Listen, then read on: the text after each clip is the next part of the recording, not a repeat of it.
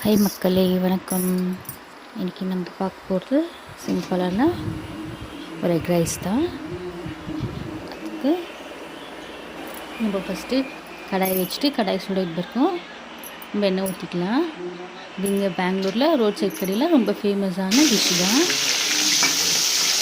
வச்சு கடுகு போடுறது, சீரகம், ஒரு 2 பச்சை மிளகா, கருவேப்பிலை, வெங்காயம், தக்காளி, இஞ்சி பூண்டு பேஸ்ட்டு, நம்மளுக்கு டேஸ்ட்டுக்கு தகுந்த மாதிரி உப்பு,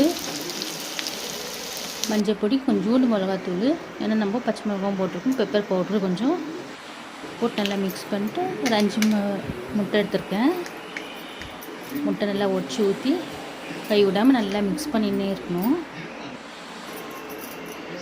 மிக்ஸ் பண்ணிட்டு லாஸ்ட்டில் நான் கொஞ்சம் கொத்தமல்லி போட்டிருக்கேன்.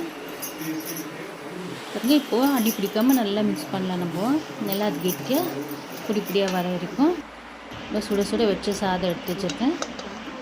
நம்ம அதில் போட்டு மிக்ஸ் பண்ணிட்டு